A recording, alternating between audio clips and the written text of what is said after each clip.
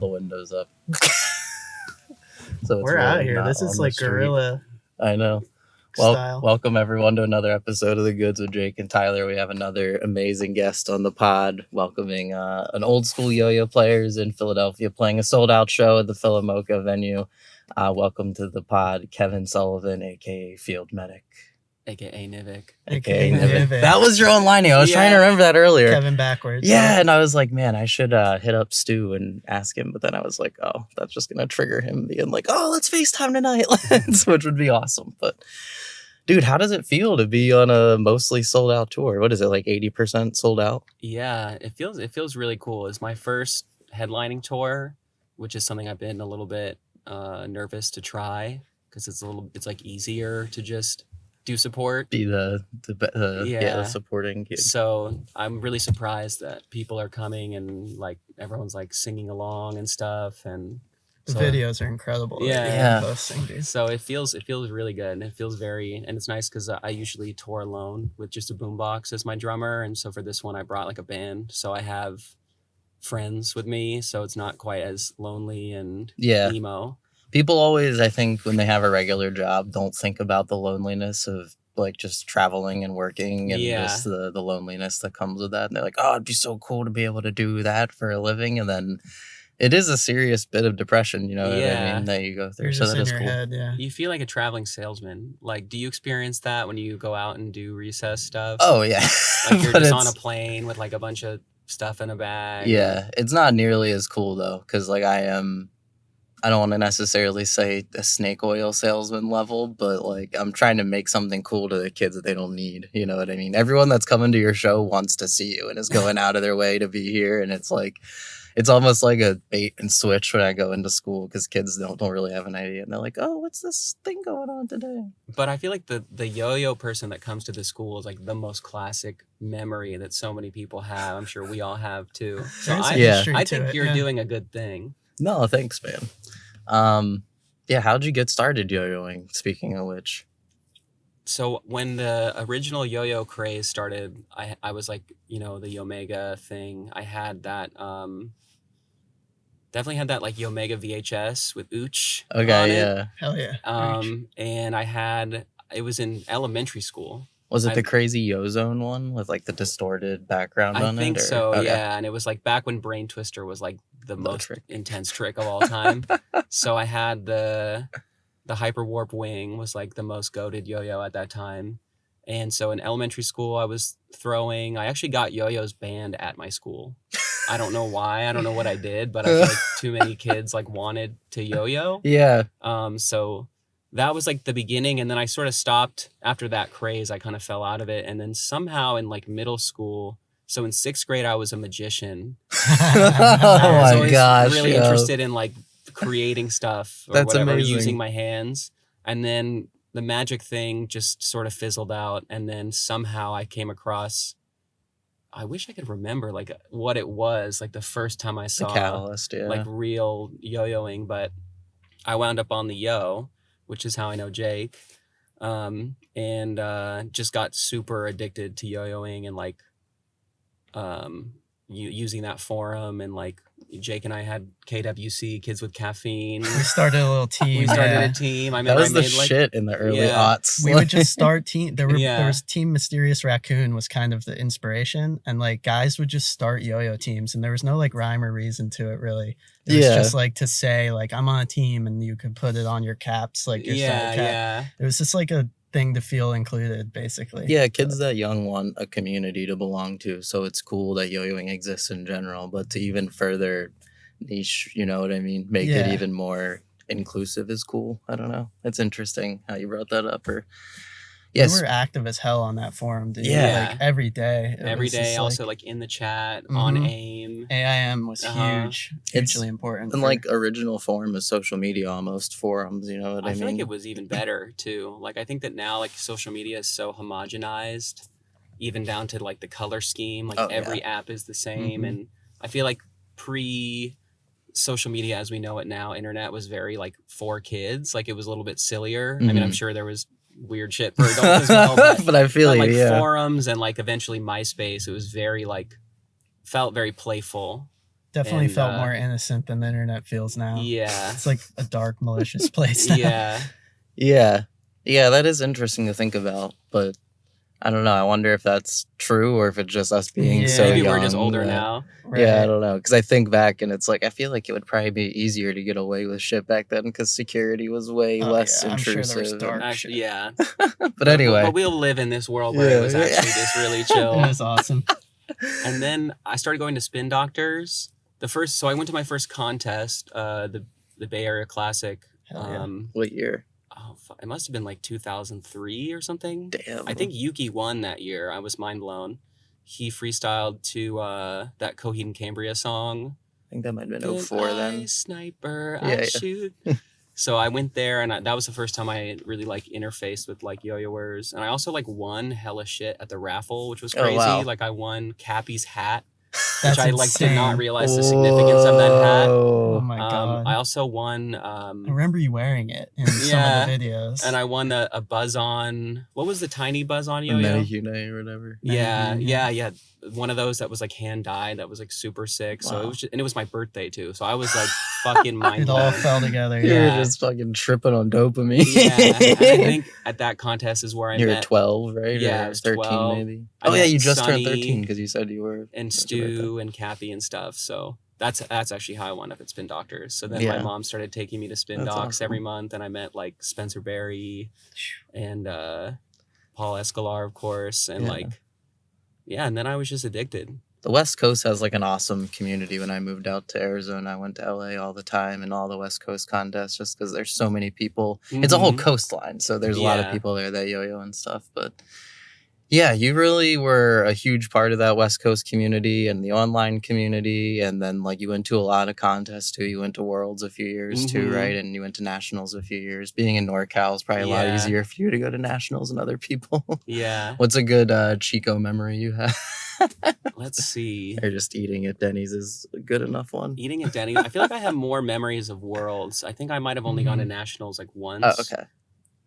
My favorite Worlds memory was that I thought that Yuki was like the sickest person of all time, which he is. Yeah. And like this was when Yuki was like becoming like a style icon of yo-yoing as well. Mm-hmm. And I was like transforming from just a regular person to like a scene kid and like a white belt. Yeah. And Yuki, I just remember him like being hella nice to me. That's awesome. And I just remember like going to eat with him one time and just like getting emo and chilling. And I was just like, I can't believe that I'm like chilling with Yuki right now. He had a hard scene phase himself. Yeah.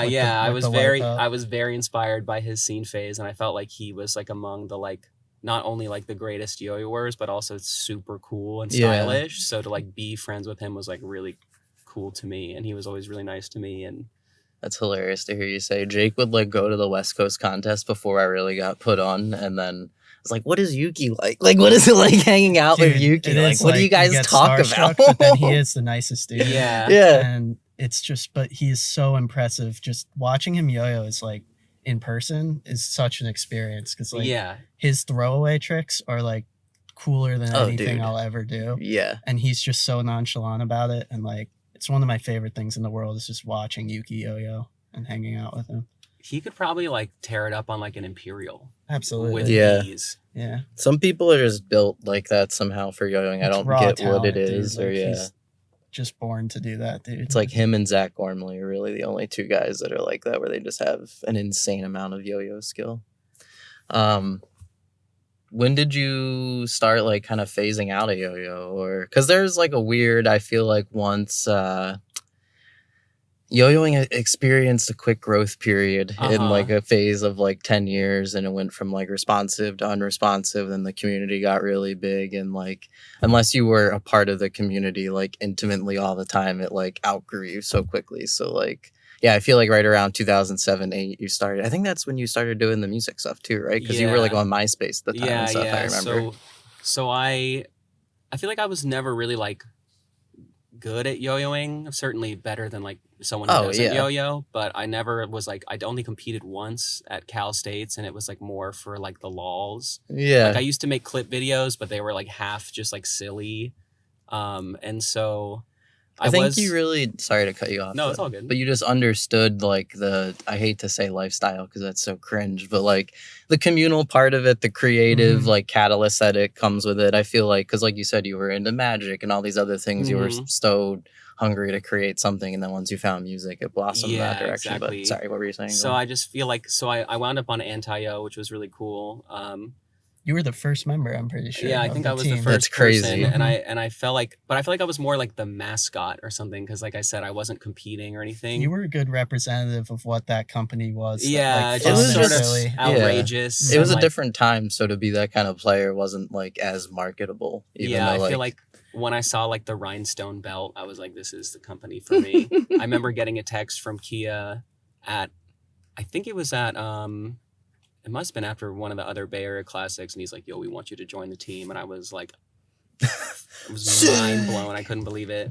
That's awesome. So I was doing that for a while. And then, I think it was like my sophomore year of high school, I sort of like started like partying and like doing music. And I just sort of stopped yo-yoing because it was like, I just started doing other stuff. Yeah, that's like the make or break period when it's like you get other interests, and it's like yo-yoing genuinely takes up so much of your time. When you're an adult, it's a nice casual thing to do occasionally or take a break with, but like when you're a kid and you're just balls to the wall for 6 years and then you're like, I have enough of this. Like, I also weirdly felt shy about yo-yoing, like when I was in middle school. And like my freshman year of high school, I was like more than happy to like bust out the yo-yo and like, whoever wants to watch, like sort of be the center of attention. And then I guess I just got a little bit more like sensitive or something as I got older, and I kind of didn't want people to like look at me or like. That's true too. You know what I'm saying? Because I never thought about that. It feels like an outrageous thing to be doing. It totally is. And so I think that was a part of it too. Like I almost like didn't want anyone to know that I did yo-yo. Which is strange. It is a secret. I feel like a lot of 15, 16-year-old kids keep, because it's like. It's unneeded attention at that age. Exactly, And very few 15, 16-year-old kids are that passionate about something and that skilled or that. At that age. Yeah, they're just now, like, what is adult, this? I just don't give a fuck. And like, you get to that point where you're just like, I don't care what anybody thinks. And obviously no one has ever been like, stop yo-yoing. Like, that's sketch. It's more.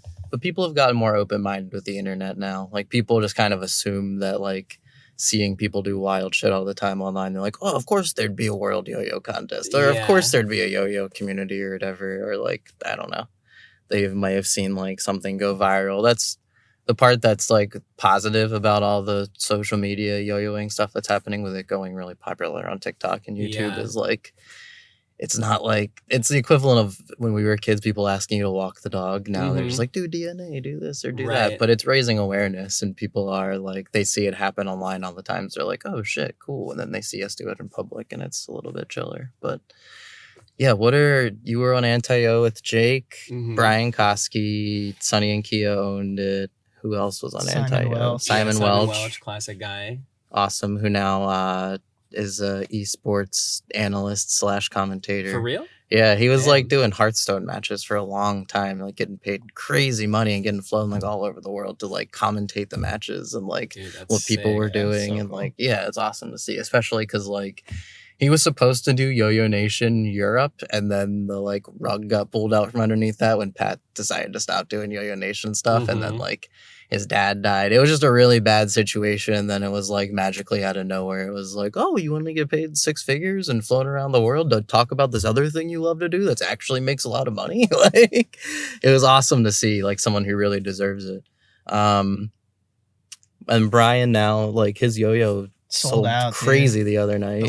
So Brian's back in the game too. He got back during the pandemic. Nice. Yeah. He's like just chilling though. He's not like competing or doing anything crazy. He's just hanging out and like. He made a yo-yo and it fucking released last Friday, sold out. They probably sold like 75 or 100 pieces by now, something like that. Like a lot. Yeah, it's pretty awesome to see because like. I don't know. I always harp on the fact to yo-yo players that it's a game of impressions, or because you don't need to be like the coolest guy to sell a product, or it's more about just like reaching the right customer. And like Brian, just case in point.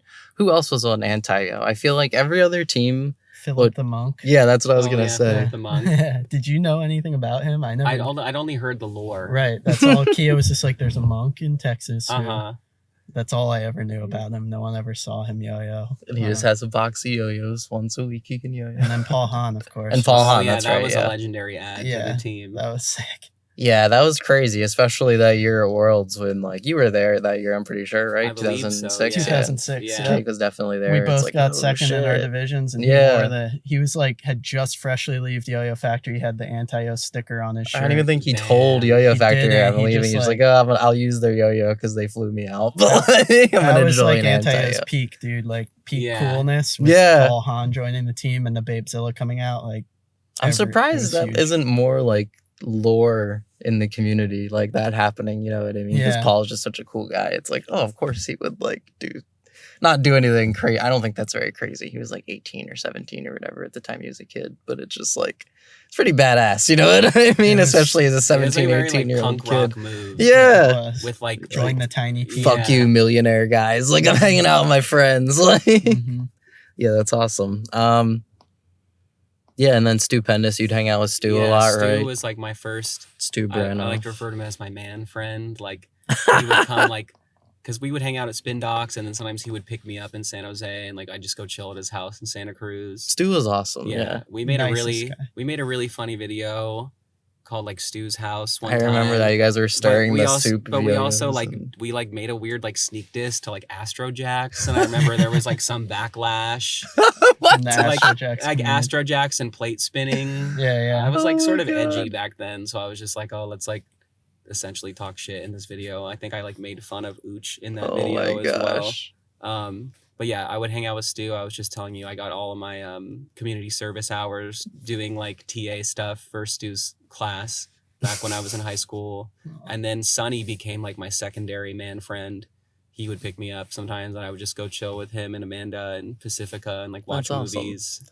That is one thing about yo-yo too, having those like cooler older friends that get to like influence you in cool way. Because like Stu and Sonny are both like very regular dudes with regular lives, and they have regular jobs. It's cool to have that sort of influence when you're a kid, and like I don't know. I remember Sonny gave me the anti-yo American Apparel like piped collared sweater. I remember you wearing that all the time. Never seen like American Apparel. Like Sonny was like definitely like the original like cool guy. Like nobody knew about American Apparel back then. Yeah. And he had like, he had hella like Polaroids and like him and Kia both were like just ahead of the so curve, cool. Dude. And so it was great to have like that kind of like mentorship, especially I was like 13 or something. Right. Like you don't know anything about being cool when you're that old. Exactly. So to have two older cool fucking dudes just Speaking of which, when you were coming up, and like I'm sure you and Jake, you took notice too, just of how many different outside influences come into play with yo-yoing, and like it's cool to see someone like you now. We've had a couple like musicians get involved in yo-yoing like post after they've got put on, you know what I mean? But it's never been like how you were a yo-yoer and now you've like grown to the point you're at now. So that's like awesome to see, and you're like the first one, I think, right, Jake? I'm pretty sure. I would say so. Yeah, that's awesome. It is cool as hell because like music and yo-yoing influenced my music taste a lot. Like you mentioned that Coheed and Cambria, like it was just cool seeing different freestyles, and I learned so much about music and like fashion and everything from the yo-yo world. So it's cool that you're a musician in your own right now, and you have that connection to yo-yoing. Obviously, I'm sorry, Jake, go ahead. No, just for like future generations to look at, like maybe yo-yoing's cool. Like, cool people do it. It does happen. Right. I've always looked at it like skateboarding, where people like Jason Lee and Spike Jones and all these people have now gone on to do like big things in Hollywood or like in the art world with Ed Templeton. And there's like, it's just a creative catalyst that you use to like do other things with. I was just going to say, because you play like a very specific kind of like lo-fi folky music. I'm not going to put too many terms on it. It's pretty cool though. There's like a yo-yo player that owns a store in Austria who is like friends with other lo-fi guys in the Bay Area and like knew all about you. And I was like, oh, really? This is fucking awesome. That's so cool.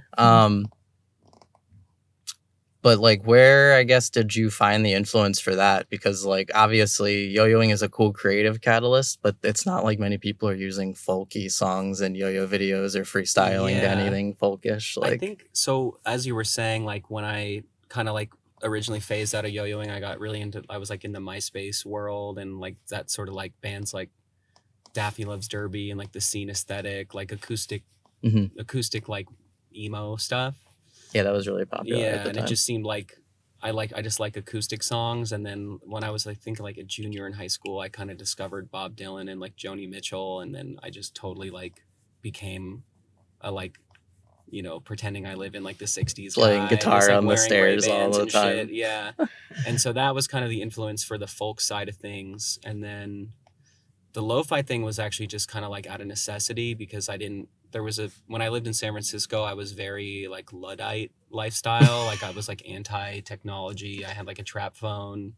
And I was also like... Was there a reason for that, or? Well, I didn't have any money. I was working at a Pete's Coffee 3 days a week, and I was living in my friend Derek's sunroom. I only paid $400 a month. Damn, that's so sick. I pretty much only made enough money to just pay the rent. Mm-hmm. And then I kept the other days of the week open to like play music. And I busked like for like another part of my living for a lot of that time.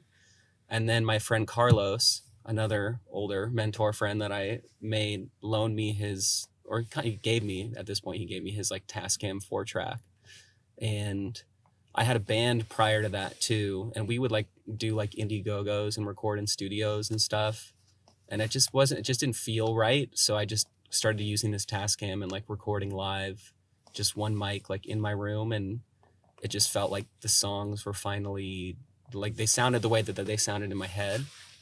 And then, yeah, that was just kind of like, it was just out of necessity, because I didn't have a computer or like a phone or money to like buy those things.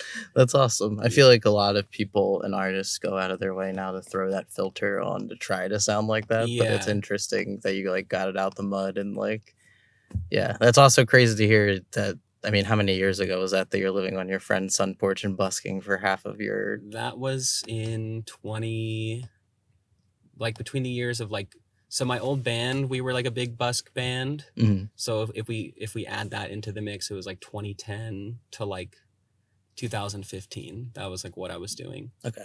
And then in 2016, my friend Derek, whose house I was living in, moved to LA, and he was like, you should just come, because it's like better here. There's like more opportunities. So then I followed him, and I lived on his couch for 2 years in LA. And now we still live together. That's awesome. I have a room now. Where do you guys live at now in LA? We live in Sherman Oaks in the valley. Oh, okay. That's crazy. That's awesome.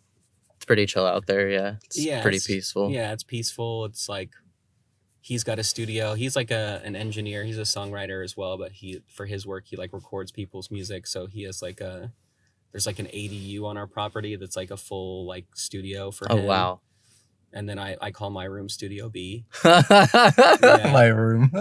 So that's awesome. Yeah, that's super convenient. It's been a crazy journey for sure. Yeah. How does that feel now, living in it's not like it's the wilderness, but it's definitely rural versus the Bay in like literal San Francisco or LA somewhere? You know what? When I first got to LA, I really appreciated like the suburban vibe, because I'd been in SF for about 8 years.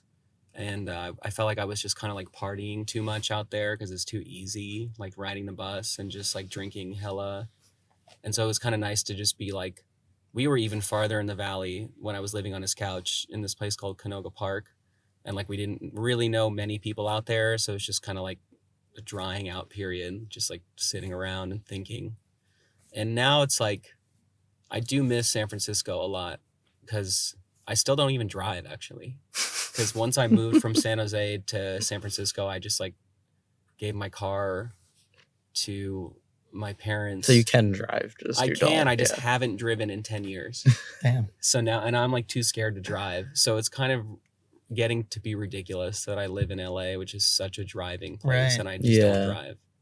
Yeah, I'm gonna visit in a few weeks to LA, and I was looking at the map today, and I'm like, do I stay with people that are like downtown, or do I try to just like get a place somewhere and have a centralized place? So I'm not, but no matter what, you should stay somewhere in Burbank. Okay. Burbank is where I used to live before Sherman Oaks, and it's like the most peaceful neighborhood of all time. And it's only like 15 minutes away from like the east side, which is where like Silver Lake and Echo Park and like is. Downtown, don't go downtown. I need a map where I have like meetings with people that I want to do yo-yo stuff with. You let me know. I can help you figure out the ultimate location. Thank you. I will keep you posted, because I have a lot of options.